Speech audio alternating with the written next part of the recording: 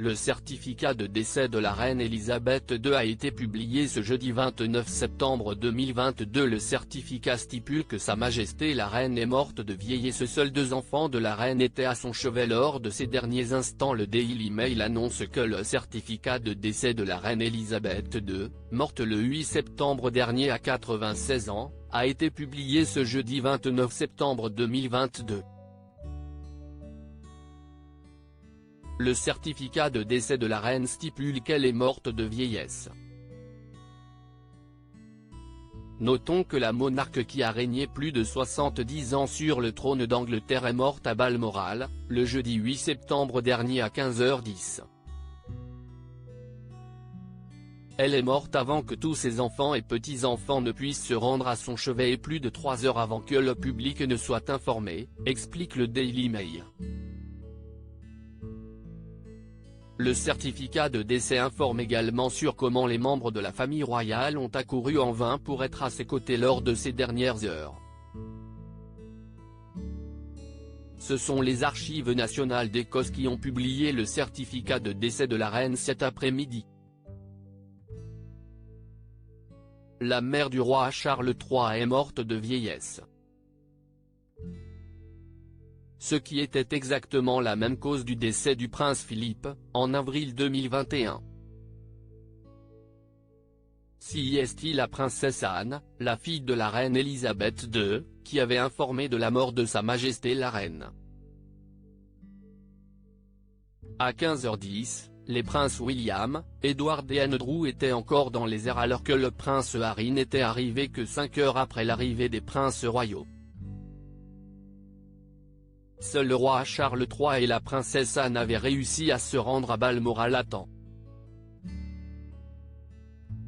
L'heure du décès est indiquée à 15h10 sur le document historique, qui précise que le monarque était Sa Majesté la reine, révèle que le roi Charles et sa sœur unique étaient aux côtés de leur mère lorsqu'elle est morte dans l'Aberdeenshire il y a 3 semaines aujourd'hui, selon le Daily Mail.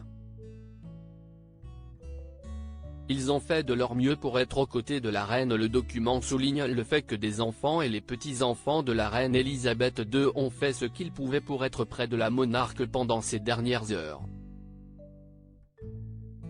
Outre les princes William, Andrew et Edward, la comtesse de Wessex était également dans les airs quand la reine est morte. Les royaux ont pris un avion qui a décollé de la RAF Northolt à South Ruislip, dans l'ouest de Londres, à 14h39, pour atterrir 1 heure plus tard. Quant au prince Harry, il a pris un autre jet au départ de Luton après l'annonce du décès de sa grand-mère. Le duc de Sussex aurait atterri à Aberdeen à 18h46, soit 16 minutes après l'annonce officielle du palais. Le mari de Meghan Markle n'est arrivé à Balmoral qu'à 19h52, soit près de 5 heures après la mort de la monarque. Le Daily Mail affirme ne pas savoir comment le prince Harry a été informé de la mort de la reine.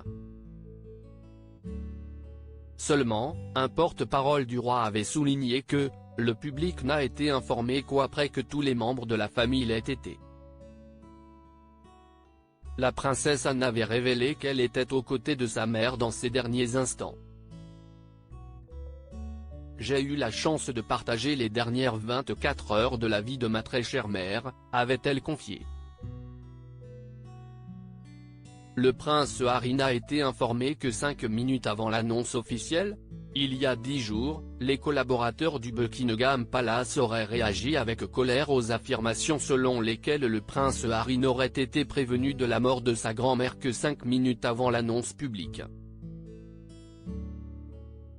C'est un article de presse qui avait affirmé que le duc de Sussex, 38 ans, était le dernier membre de la famille à avoir été informé.